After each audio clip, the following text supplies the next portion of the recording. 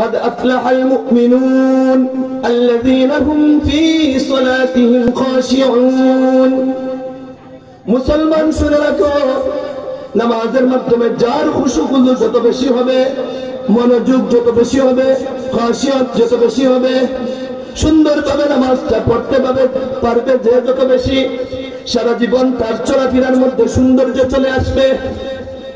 নামাজ যে যতটুকু সুন্দরভাবে পড়তে পারবে সারা জীবন তার চলাফেরা সুন্দর হয়ে যাবে। হাদিসের মধ্যে আছে যে নামাজ যদি সুন্দরভাবে পড়তে পারে আল্লাহ পাক রব্বুল আলামিন তাকে গুনাহ থেকে বাঁচাইয়া নেন। আলহামদুলিল্লাহ আলহামদুলিল্লাহিল আকরাম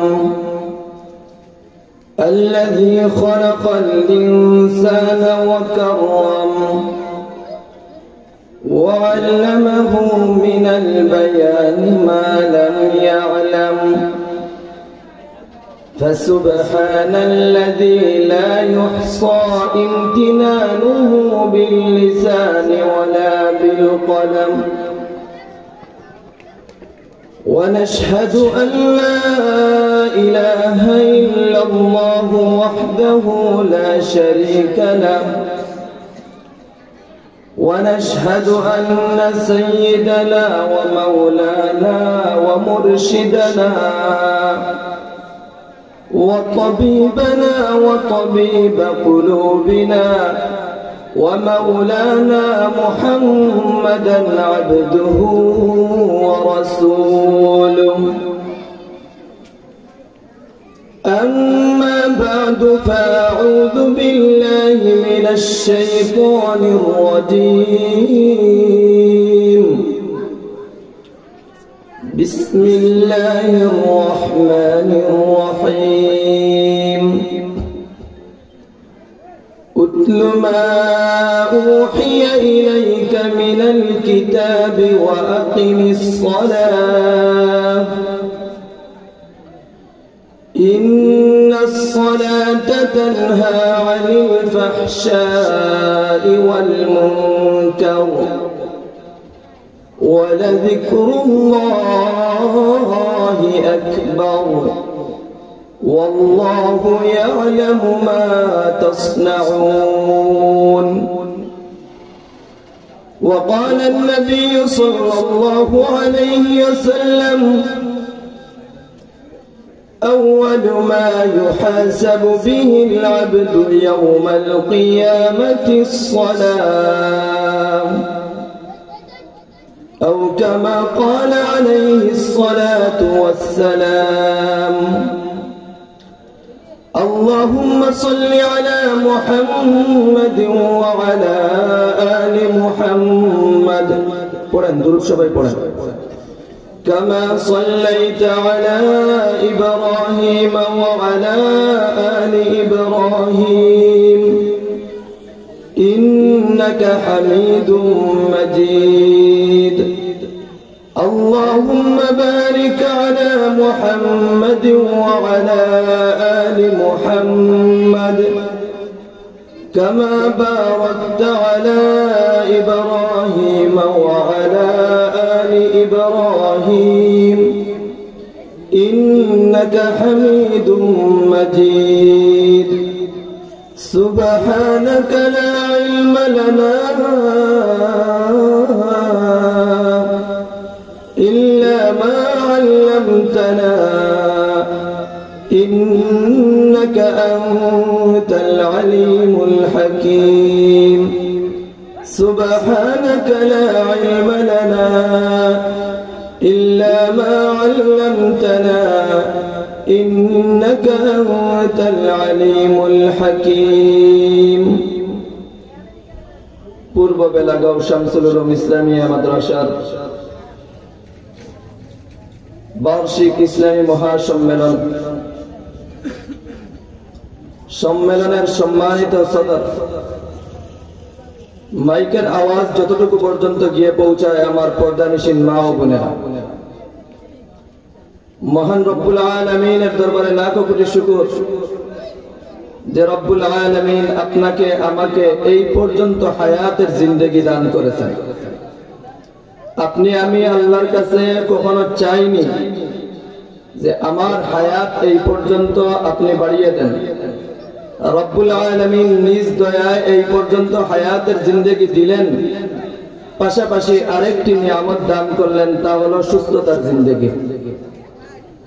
এই যে সুস্থতার জিন্দেগি দান করে এরপরেও শেষ নয়। যদি জিজ্ঞাসা করি তাহলে আপনারা সবাই বলবেন আমরা এশার নামাজ পড়ে আসছি। নামাজ পড়ার জন্য রব্বুল আলামিনের তৌফিকের প্রয়োজন, রব্বুল আলামিনের তৌফিকের প্রয়োজন। এই তৌফিকটুকু রব্বুল আলামিন আমাদেরকে দিয়ে দিলেন। এজন্য আমরা কালিমাতুশ শুকর আদায় করি আলহামদুলিল্লাহ। মুহতারাম হাজিরিনে কেরাম, সময় অত্যন্ত সংক্ষিপ্ত, ভূমিকায় যাব না। মূল আলোচনা করব, আলোচনা থেকে কিছু নেওয়ার চেষ্টা করবেন। আলোচনা শুনে আলোচনা থেকে কিছু নেওয়ার চেষ্টা করবেন। পয়েন্ট ধরে ধরে কয়েকটি আলোচনা করব। এই আলোচনার উপর সর্বপ্রথম আল্লাহ আমাকে আমল করার তৌফিক দান করুন। সবাই বলেন আমিন। আপনাদেরকেও আমল করার তৌফিক দান করুন। মুহতারাম হাজিরিনে কেরাম, আমি আয়াত তিলাওয়াত করেছি 21 নম্বর পারার সর্বপ্রথম আয়াত। এই আয়াতের মধ্যে রব্বুল আলামিন বলতেছেন আল্লাহর হাবিব জনাব মুহাম্মদুর রাসূলুল্লাহ সাল্লাল্লাহু আলাইহি ওয়াসাল্লামকে, উতলু মা উহিয়া ইলাইকা মিনাল কিতাব, আপনার উপর যা ওহী করা হয়েছে, যেই কিতাব আপনাকে ওহীর মাধ্যমে দেওয়া হয়েছে তা তিলাওয়াত করুন। উতলু মা উহিয়া ইলাইকা মিনাল কিতাব ওয়া আকিমিস সালাহ, এবং নামাজ কায়েম করুন। আল্লাহর রাসূল সাল্লাল্লাহু আলাইহি ওয়াসাল্লামকে বলার উদ্দেশ্য হলো, রাসূল তো নামাজ পড়তেন, রাসূলকে বলার উদ্দেশ্য হলো আপনি নামাজ পড়ুন এবং আপনার উম্মতদেরকেও নামাজের তাকিদ দেন। এরপর রব্বুল আলামিন বলতেছেন নামাজ, আপনার উম্মত নামাজ পড়বে, নামাজ পড়ার দ্বারা ফায়দা কি হবে? ফায়দা হচ্ছে পরের অংশে আল্লাহ বলতেছেন ইন্নাস সালাতা তানহা আনিল ফাহশাই ওয়াল মুনকার, নিশ্চয় নামাজ অশ্লীল ও মন্দ কাজ থেকে বিরত রাখবে। ইন্নাস সালাতা তানহা আনিল ফাহশাই ওয়াল মুনকার।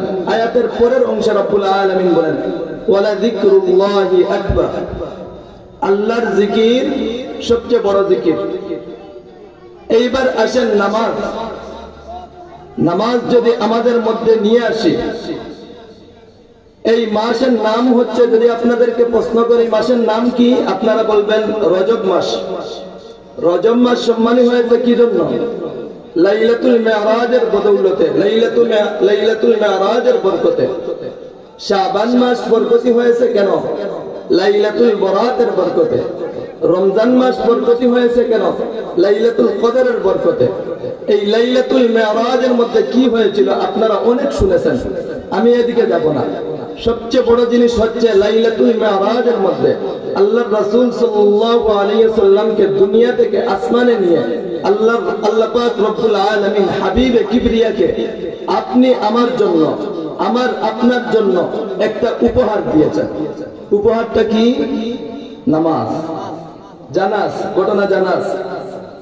সকল আমল, আমরা যেই সমস্ত আমল করি, এই সকল আমল রব্বুল আলামিন ওহীর মাধ্যমে নাজিল করে আমাদেরকে দিয়েছেন।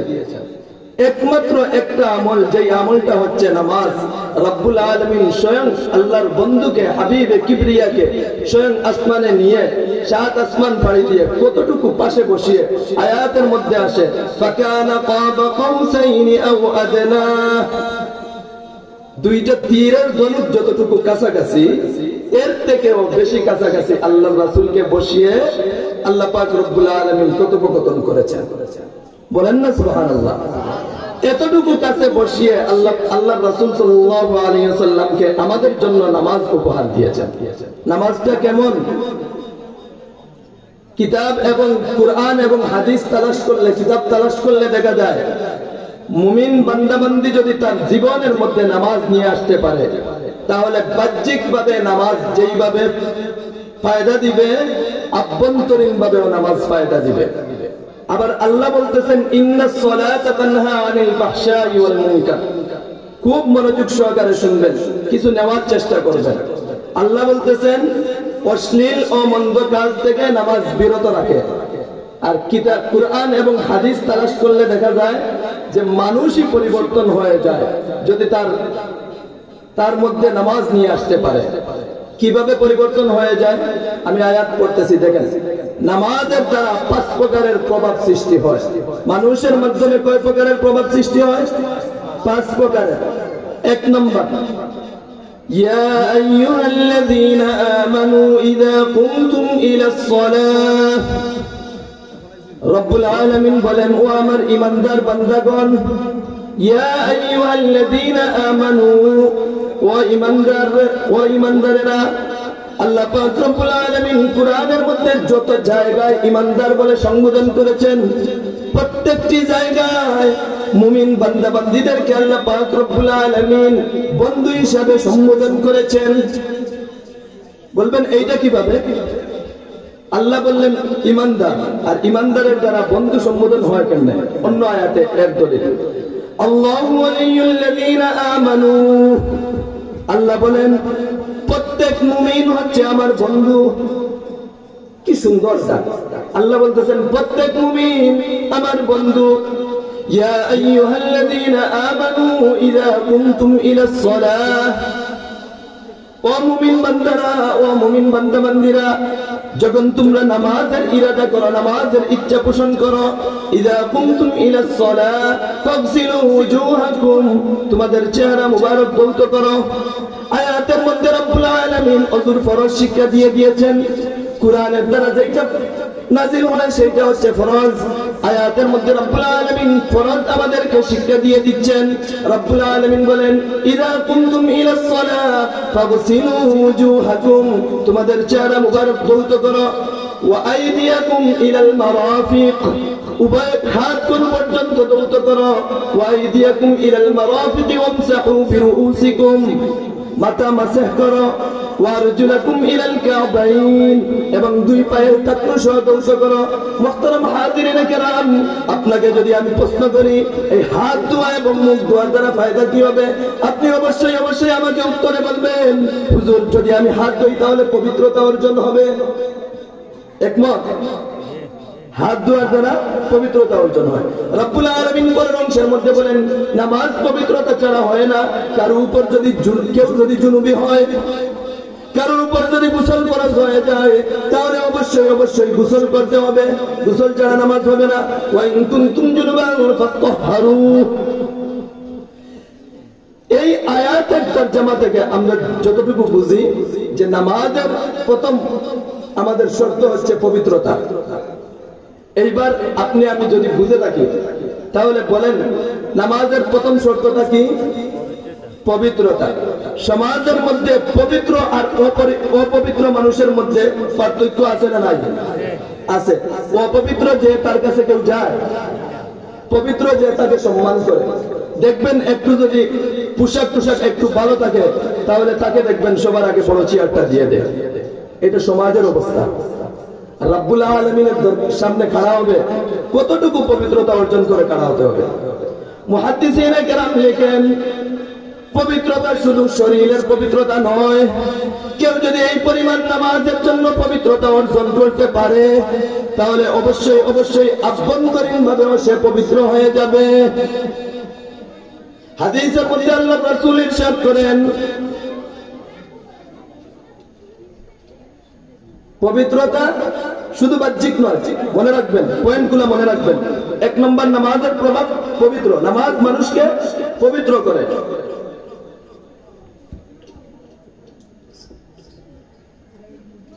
নামাজ বাহ্যিক ভাবে পবিত্র করে না, আভ্যন্তরীণ ভাবে পবিত্র করে। দেখেন আবু হুরায়রা রাদিয়াল্লাহু তাআলা আনহু ইরশাদ করেন, আল্লাহর রাসূল সাল্লাল্লাহু আলাইহি ওয়াসাল্লাম বলেছেন, যদি কেউ ভালোভাবে ওযু করে, ভালোভাবে কোন মুমিন বান্দাবান্দি যদি ওযু করে তাহলে তার ওযুর দ্বারা মুখের, যখন ওযুর মাধ্যমে মুখ ধৌত করবে তখন চোখ দ্বারা যে সমস্ত গুনাহ করেছে এই গুনাহটুকু ঝরে পড়ে গুনাহটুকু মুছে যায়। বলেন না সুবহানাল্লাহ। যখন মুখ ধৌত করে তখন চোখের দ্বারা যে সমস্ত গুনাহ করেছে সকল গুনাহ ঝরে যায়। যখন হাত ধৌত করে তখন হাত দ্বারা যে সমস্ত গুনাহ করেছে সকল গুনাহ মুছে যায়। যখন পা ধৌত করে তখন হাত যখন ধৌত করে তখন হাত দিয়ে যে সমস্ত গুনাহের কাজ ধরেছে সকল গুনাহ মুছে যায়। যখন পা ধৌত করে তখন পা দিয়ে যত জায়গায় গুনাহ করার কাজে দৌড়িয়ে গিয়েছে সকল গুনাহ মুছে যায়। সুবহানাল্লাহ। তাহলে নামাজ পবিত্র করে, বাহ্যিকও পবিত্র করে, আভ্যন্তরীণও পবিত্র করে। অন্য আরেকটি হাদিসের মধ্যে ইরশাদ হয়, আল্লাহ রাসূল সাল্লাল্লাহু আলাইহি ওয়াসাল্লাম বলেন, যে ভালোভাবে ওযু করবে তার সকল গুনাহ ঝরে ঝরে পড়ে যায়। নুকের ভিতরেও যদি গুনাহ থাকে রে বান্দা, উম্মত, তোমার গুনাহ যদি নৌকের ভিতরেও থাকে এই গুনাহও ঝরে যায়। নুকের ভিতরের গুনাহও ঝরে যায়। এক নম্বর কি পাইলেন? নামাজের দ্বারা আমাদের পবিত্রতা হাসিল হয়। শুধু বাহ্যিক পবিত্র না, আভ্যন্তরীণ পবিত্র। দুই নম্বর, নামাজ হচ্ছে জিকির। নামাজের মাধ্যমে আল্লাহকে স্মরণ করা যায় বেশি। ওয়ালা যিকরুল্লাহি আকবার। আল্লাহ পাক রব্বুল আলামিন বলেন, এর চেয়ে বড় জিকির আর হতে পারে না। নামাজ হচ্ছে বড় জিকির। যখন বান্দা আল্লাহ পাক রব্বুল আলামিনের স্মরণ করে, বেশি পরিমাণ স্মরণ করে, তখন কোনো গুনাহের কাজ করতে পারে না। যখন নামাজের মধ্যে দাঁড়িয়ে যায় তখন বান্দা আল্লাহর কাছে বলে, আল্লাহ, এই তো আপনার সামনে আমি গোলাম দাঁড়িয়ে গেলাম, এইবার নামাজ আপনার সামনে তো আমি দাঁড়িয়ে গেলাম নামাজের মধ্যে, এখন তো আমার দ্বারা কোনো গুনাহ হচ্ছে না, নামাজের মাধ্যমে কোনো গুনাহ হচ্ছে না, আল্লাহ তৌফিক দিয়ে দাও নামাজের বাহিরেও যাতে আমি সারা জীবন গুনাহ থেকে বাঁচতে পারি। তাহলে নামাজ আভ্যন্তরীণ আল্লাহর স্মরণ সৃষ্টি করিয়ে দিল, আবার বাহ্যিক ভাবেও সারা জীবনের জন্য আল্লাহর জিকির। যে মনোযোগ সহকারে নামাজ পড়ে সে আল্লাহর জিকির সব সময় আল্লাহর জিকির করতে পারবে। কথা বলেন সঠিক না ঠিক না বেঠিক? যদি আল্লাহর স্মরণ ঠিক মতো করতে পারে নামাজের মধ্যে, তাহলে নামাজের বাইরেও সারা জীবন আল্লাহর জিকিরে মশগুল থাকবে। তিন নম্বর, নামাজ হচ্ছে মনোযোগ। নামাজ হচ্ছে কথোপকথন, আল্লাহর সাথে কথা বলা। নামাজ হচ্ছে আলোচনা। قد أفلح المؤمنون الذين هم في صلاتهم خاشعون। মুসলমান শুনে রাখো, নামাজের মাধ্যমে যার খুশুগুলো যত বেশি হবে, মনোযোগ যত বেশি হবে, খাশিয়াত যত বেশি হবে, সুন্দরভাবে নামাজটা পড়তে পারবে যে যত বেশি, সারা জীবন তার চলাফেরার মধ্যে সৌন্দর্য চলে আসবে। নামাজ যে যতটুকু সুন্দরভাবে পড়তে পারবে সারা জীবন তার চলাফেরা সুন্দর হয়ে যাবে। হাদিসের মধ্যে আছে যে নামাজ যদি সুন্দরভাবে পড়তে পারে আল্লাহ পাক রব্বুল আলামিন তাকে গুনাহ থেকে বাঁচাইয়া নেন। আল্লাহ নিজে কফিল হয়ে যান যে নামাজের মধ্যে বেশি পরিমাণ মশগুল থাকবে, আল্লাহ তার জন্য তার কফিল হয়ে যান, অর্থাৎ তাকে আর গুনাহ করতে দেন না। আল্লাহ যদি কাউকে গুনাহ থেকে বাঁচান সে আর কখনো গুনাহ করবে? তিন, চার। নামাজের দ্বারা উপকার কয়টা? পাঁচটা। মনে রাখবেন, এক নম্বর পবিত্রতা, দুই নম্বর জিকির আল্লাহর স্মরণ, তিন নম্বর মনোযোগ সহকারে যে যত বেশি নামাজের মধ্যে মনোযোগ দিতে পারবে সে তত বেশি তার জীবনের মধ্যে মনোযোগ সহকারে চলতে পারবে, তার জীবন ততটুকু সফল কাজ হবে। আসেন চার নম্বর। চার নম্বর হচ্ছে দোয়া। ইমাম নববী রাহমাতুল্লাহি আলাইহি বলেন, নামাজ তো হচ্ছে দোয়া। নামাজের শুরু থেকে শেষ পর্যন্ত যদি আমরা তালাশ করি তাহলে অবশ্যই দেখবো নামাজের মধ্যে দোয়ার ভান্ডার। যখন মুমিন বান্দাবান্দি করা হয়, হাত মুসলিম শরীফের হাদিসের মধ্যে আসছে, যখন মুমিন বান্দাবান্দি করা হয় নামাজের মধ্যে করা হয় সূরা ফাতিহা পড়ে। কি পড়ে? সূরা ফাতিহা। সারাই পারেন? পারেননি সারাই?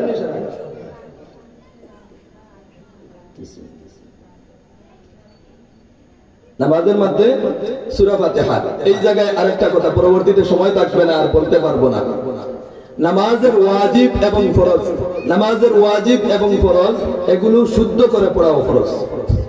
নামাজের ফরজ শুদ্ধ করে পড়াও ফরজ। লন্টেরা কেউ বলল আলহামদু, এর অর্থ হলো সমস্ত প্রশংসা লিল্লাহি, আল্লাহর জন্য। আবার কেউ বলল আলহামদু, হাটারে আ বানিয়ে দিয়েছে। এইবার হচ্ছে সিরা বানা খাতা, এই যে গায়ে যে খাতা, সিরা বানা খাতা লিল্লাহ, আল্লাহর জন্য, বলেন না নাউজুবিল্লাহ। তো মুহূর্তের মধ্যে সে যদি 70 বছরের নামাজ পড়ে আলহামদু বলিয়া, 70 বছরের নামাজ বেকার। আল্লাহ আমাদের সবাইকে নামাজ শুদ্ধ করে পড়ার তৌফিক দান করুন। তাহলে আমরা কি পড়ি? সূরা ফাতিহা পড়ি। দেখেন সূরা ফাতিহার মধ্যে আল্লাহ পাক রব্বুল আলামিনের সাথে কথোপকথন হচ্ছে, দোয়া হচ্ছে। আল্লাহ রাসূল সাল্লাল্লাহু আলাইহি ওয়াসাল্লাম বলেন, আল্লাহ বলেছেন কাসসামতুস সালাতা বাইনি ওয়া বাইনা আবদি নিসফাইন। সূরা ফাতিহা নামাজের মধ্যে, সূরা ফাতিহা আল্লাহ এবং বান্দার মধ্যে আল্লাহ পাক রব্বুল আলামিন দুই ভাগে বিভক্ত করে দিয়েছেন। কাসসামতুস সালাতা বাইনি, আল্লাহ বলেন আমি এবং আমার বান্দার মধ্যে সূরা ফাতিহা দুই ভাগে বিভক্ত। ওয়ালি আবদি মা সাআলা, বান্দা আমার কাছে যা চাইবে অবশ্যই অবশ্যই বান্দাকে আমি তা দিব। এইবার বান্দা যখন বলবে আলহামদুলিল্লাহি রাব্বিল আলামিন, আল্লাহ বলেন হামিদানি আবদি, সমস্ত প্রশংসা আল্লাহর জন্য। বান্দা বলতেছে সমস্ত প্রশংসা কার জন্য? একমাত্র আল্লাহর জন্য। মনের মধ্যে নিয়ে আসবেন নামাজের মধ্যে যখন খাড়াইবেন যে সমস্ত প্রশংসা কার? আল্লাহ। আল্লাহ বলেন হামিদানি আবদি, বান্দা আমার প্রশংসা করেছে। 2 নম্বর, যখন বান্দা বলে আর রহমানির রহিম, যখন বান্দা বলে সমস্ত রহমান এবং রহিম একমাত্র আমার আল্লাহ। আল্লাহ বলেন আসনা আলাইয়া আবদি, বান্দা আমার গুণগান গাচ্ছে। এইবার যখন বান্দা বলে মালিকি ইয়াউমিদ্দিন, আল্লাহ বলেন মাজ্জাদানি আবদি, বান্দা আমার বড়ত্ব প্রকাশ করতেছে। এইবার যখন বান্দা বলে ইয়্যাকা না'বুদু ওয়া ইয়্যাকা নাস্তাঈন, আমি একমাত্র তোমার কাছে সাহায্য চাই, আমি একমাত্র তোমার ইবাদত করি এবং তোমার কাছে সাহায্য চাই। আল্লাহ পাক রব্বুল আলামিন বলেন হাযা আবদি, হাযা আবদি ওয়া লিআবদি মা সাআলা, এটা বান্দার জন্য, বান্দা আমার কাছে যা চাইবে তা পাবে। বলেন না সুবহানাল্লাহ, যা চাইবে তাই আমি দিয়ে দেব। এইবার বান্দা বলে, শুনেন, বান্দা বলতেছে ইহদিনাস সিরাতাল মুস্তাকিম, আমাকে সরল সঠিক পথ দেখাও। আপনারা বলেছেন যা চাইবে বান্দা তা দিব। এইবার আমি চাচ্ছি ইহদিনাস সিরাতাল মুস্তাকিম, আমাকে সরল সঠিক পথ দেখাও। আল্লাহ বলেন অবশ্যই অবশ্যই আমি তাকে সরল সঠিক পথ দেখিয়ে দিলাম। শেষ পর্যন্ত দোয়ার বান্দা। আল্লাহ রাসূল সাল্লাল্লাহু আলাইহি ওয়াসাল্লাম বলেন, একটি দোয়া আমাদেরকে শিখিয়ে দিয়েছেন নামাজের মধ্যে। আমরা বলি আল্লাহুম্মা ইন্নী যালামতু, আয় আল্লাহ আমি অনেক পরিমাণ জুলুম করে নিয়েছি, নাফসি যুলমান কাসীরা, এই পরিমাণ জুলুম করেছি এটা অনেক বেশি। ইল্লা আন নাফসি যুলমান কাসীরা, اللهم إني ظلمت نفسي ظلما كثيرا ولا يغفر الذنوب, আপনি যদি আমার গুনাহ maaf না করে দেন ইল্লা আনতা, তাহলে আমি কার কাছে যাব? আপনি ছাড়া তো আমার আর কেউ নাই। দোয়া।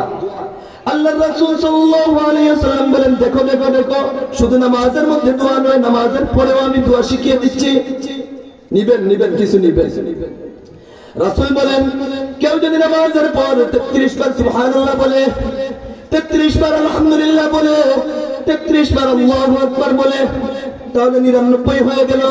এইবার যখন বান্দা বলবে, উম্মত যখন বলবে লা ইলাহা ইল্লাল্লাহ, কি বলবে?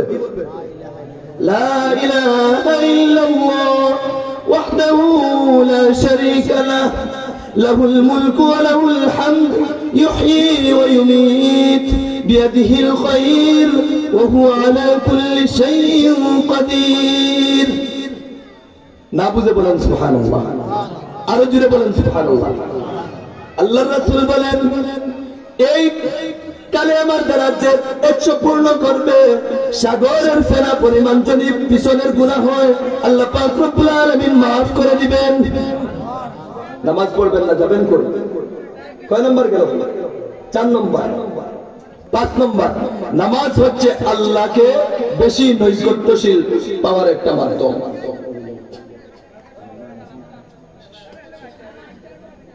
5 নম্বর, নামাজ হচ্ছে আল্লাহকে বেশি কাছে পাওয়ার মাধ্যম। লা তুতিউহু ওয়াসজুদু ওয়াকতারিব। আবু জাহেল যখন নবী সাল্লাল্লাহু আলাইহি ওয়াসাল্লাম নামাজে খাড়া হইতেন, আবু জাহেল এসে ডিস্টার্ব করত। আবু জাহেল নামাজ থেকে নবীর মনোযোগ অন্যদিকে সরিয়ে নিতে চাইতো। এই যুগেও কিছু আবু জাহেলের ছেলেপেলা আছে না নাই? আছে। যখন নামাজে দাঁড়াবেন তখন নামাজের মধ্যে ডিস্টার্ব করে, আরে তাড়াতাড়ি শেষ কর, তাড়াতাড়ি শেষ কর, বাজারে যাইতে হবে, তাড়াতাড়ি শেষ কর, খেলা তো শেষ হয়ে যাচ্ছে। এইরকম আছে। তো যখন নবী সাল্লাল্লাহু আলাইহি ওয়াসাল্লাম নামাজে দাঁড়াইতেন তখন আবু জাহেল ডিস্টার্ব করত। আল্লাহ বলেন লা তুতিউহু, কোনো পরোয়া করবেন না, ওয়াসজুদ, আপনি সিজদা করেন, ওয়াকতারিব, এবং আমার বেশি নিকটবর্তী হয়ে যান। অন্য একটি হাদিসের মধ্যে আল্লাহ রাসূল সাল্লাল্লাহু আলাইহি ওয়াসাল্লাম বলেন, বান্দা যখন সিজদা করে তখন আল্লাহর বেশি নৈকট্যশীল হয়ে যায়। বান্দা যখন সিজদা করে তখন শয়তান কোনো ধোঁকা দিতে পারে না। কয়টা গেল? 5টা প্রভাব বান্দার মধ্যে আসে যদি সে নামাজ পড়তে পারে। শুধু বাহ্যিক না, আভ্যন্তরীণ? আভ্যন্তরীণ। এইবার আমি বলে দেই, ইন্নাস সালাতা তানহা, খুব সংক্ষিপ্ত ভাবে মনে রাখবেন। আবারও যদি বসার সুযোগ হয় কখনো, তাহলে ইনশাআল্লাহ বিস্তারিত আলোচনা করব। শুধু পয়েন্টগুলো বলে দিব যে আল্লাহ পাক রব্বুল আলামিন বললেন নামাজ মন্দ এবং খারাপ কাজ থেকে বান্দাকে বাঁচায়। আল্লাহ বলছেন, আপনার আমার প্রশ্ন থাকবে, হুজুর দেখি নামাজ পড়ে আবার যাইয়া সুদ খায়, হুজুর দেখি নামাজ পড়ে আবার যাত্রা গানের মধ্যে যায়, টুপিটা পকেটের মধ্যে নিয়ে যাত্রা গানের মধ্যে যায়, নামাজ পড়ে আবার ঘুষ খায়, নামাজ পড়ে আবার সিনেমা দেখে, তাহলে কি করব? শুনেন, নামাজি হচ্ছে 5 প্রকার। নামাজি 5 প্রকার, শুধু প্রকারগুলো বলবো, আপনারা মিলিয়ে নেবেন আপনি কোন প্রকারের মধ্যে আছেন। 1 নম্বর, মুআজ্জাব, শাস্তিপ্রাপ্ত নামাজি, যারা সাপ্তাহিক নামাজি, ঈদের নামাজি, ফজর পড়ে না, এশা পড়ে, সুবিধাবাদী নামাজি। যারা সুবিধাবাদী নামাজি এরা হলো 1 নম্বর, অবশ্যই আল্লাহর শাস্তি তাদের উপর লাজিম। এদেরকে, এই যে শাস্তিপ্রাপ্ত নামাজি, এদেরকে কি মন্দ কাজ থেকে নামাজ বাঁচাইতে পারবে? জুড়ে বলেন না, বাঁচাইতে পারবে? ফজর পড়ে না, এশা পড়ে না, আসর পড়ে মানুষকে দেখানোর জন্য, এরা কি কখনো নামাজ বা এশা কাজ থেকে বাঁচাবে এদেরকে? কখনো না। গেল 1 নম্বর। 2 নম্বর হচ্ছে 5 ওয়াক্ত নামাজ ঠিক মতো পড়ে, সবার সাথে আসে, কিন্তু নামাজে যখন দাঁড়ায় তখন শয়তানের স্পেশাল টিম অন্তরের মধ্যে ওয়াসওয়াসা দিতে থাকে, আরে এই যে খেলা চলে যাচ্ছে, ফুটবল খেলাটা শেষ হয়ে যাচ্ছে, পরিবারের এই সমস্যা, সন্তানের এইটা হয়ে গেছে, ব্যবসা বাণিজ্যের এই অবস্থা। তখন একটা ঘটনা আপনারা তো জানেন, ইমাম সাহেব 4 রাকাত নামাজের মধ্যে 3 রাকাত পড়েছেন। মুরব্বী এইবার পিছন থেকে ডাক দিয়ে বলে, ইমাম সাহেব আপনি 4 রাকাত নামাজ পুরা করেন নাই, 3 রাকাত পড়েছেন। তখন সবাই বলে, তুমি এইটা বুঝলা কিভাবে? 3 রাকাত নামাজ যে আমি পড়ছি এইটা বুঝলা কিভাবে? এইবার সে বলতেছে, আরে ইমাম সাহেব যখন এশার নামাজে দাঁড়ায় তখন আমার তো দোকানে বসে হিসাব কখনো মিলে না, আমার দোকান 4টা, যখন এশার নামাজে দাঁড়ায় তখন 4 রাকাত নামাজে আমি 4টা দোকানের হিসাব ক্লিয়ার করে দিই। কি বলতেছে? 4টা দোকান। আজকে আবার 3টা দোকানের হিসাব পূরণ হয়েছে, একটা দোকানের হিসাব আমি মিলাইতে পারি নাই, তাহলে ইমাম সাহেব 3 রাকাত নামাজ পড়ছে, 4 রাকাত পড়ে নাই। এমন নামাজে আছে না নাই? যদিও এটা কেউ কারু কথা, কিন্তু ঠিক এইরকম আমাদের অবস্থা। শয়তানের স্পেশাল টিম ওয়াসওয়াসা দিতে থাকে, যখন ওয়াসওয়াসা দিতে থাকে তখন সে এই অবহেলা, উদাসীন ভাবে নামাজ পড়ে। এই নামাজের কথা আসছে হাদিসে, তারা দমক প্রাপ্ত, তারা আল্লাহর দমক খাবে। প্রথম প্রকারের নামাজ হচ্ছে মুনাফিকের নামাজ, যারা একবেলা নামাজে আসে, ঈদে নামাজে আসে, শুক্রবারে নামাজে আসে, বাকি সময় নামাজে নাই, তারা হচ্ছে মুনাফিকের নামাজ, সালাতুল মুনাফিক। স্পষ্ট ভাষায় রাসূল বলেন এইটাই হলো মুনাফিকের নামাজ। আর 2 নম্বর যারা, এইটা হলো উদাসীনদের নামাজ। কাদের নামাজ? উদাসীনদের নামাজ। এদের নামাজ না তাদের কোনো উপকার করে, না অন্যের কোনো উপকার করে, সে তো আর পরিবর্তন হয় না, অন্যকেও পরিবর্তন করতে পারে না, আবার আল্লাহর কাছে গিয়ে দমক খাবে। 3 নম্বর নামাজ, মনোযোগ সহকারে শুনেন। শয়তানে আসছে ওসাদে পরিবারের এই কাজ, এরপর বাজারের এই কাজ, দোকানের এই কাজ, এইরকম শয়তানে ওয়াসওয়াসা দিতে থাকে। সে বারবার শয়তানের সাথে জিহাদ করতে থাকে। একবার শয়তানের দোকানে, আরে আল্লাহ তো আমার সামনে দাঁড়িয়ে আছে, আল্লাহ আমাকে দেখতেছেন, আমি নামাজের মধ্যে দাঁড়াইলাম, আল্লাহ আমাকে দেখতেছেন। বারবার সে শয়তানকে দূরে সরিয়ে দেয়। এদের নামাজ হচ্ছে, এইটা হলো মুজাহিদ, শয়তানের সাথে যুদ্ধকারী নামাজ। এই দলের নাম কি? শয়তানের সাথে যুদ্ধকারী নামাজ। আল্লাহ রাসূল সাল্লাল্লাহু আলাইহি সাল্লাম বলেন, এইরকম যুদ্ধ করার দ্বারা তাদের পিছনের সমস্ত গুনাহ আল্লাহ মাফ করে দিবেন। আশা করা যায় আমরা এই প্রকারের মধ্যে আছি।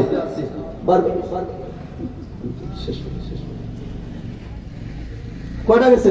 3টা। 4 নম্বর নামাজ হচ্ছে মুসাফ। চেষ্টা করতে করতে করতে করতে এখন আর মনের মধ্যে কোনো ওয়াসওয়াসা আসে না। এখন যখন নামাজে দাঁড়ায় তখন শুধু সওয়াব পায়, আল্লাহর পক্ষ থেকে সওয়াব পায়। এইটা হচ্ছে সালাতুল আউলিয়া, আউলিয়া কেরামের নামাজ। এই 4 নম্বর পর্যন্ত আমরা ইনশাআল্লাহ মেহনত করলে যেতে পারবো। 5 নম্বর হচ্ছে মুকাররব। 5 নম্বর নামাজ কাদের? মুকাররব। এই মুকাররব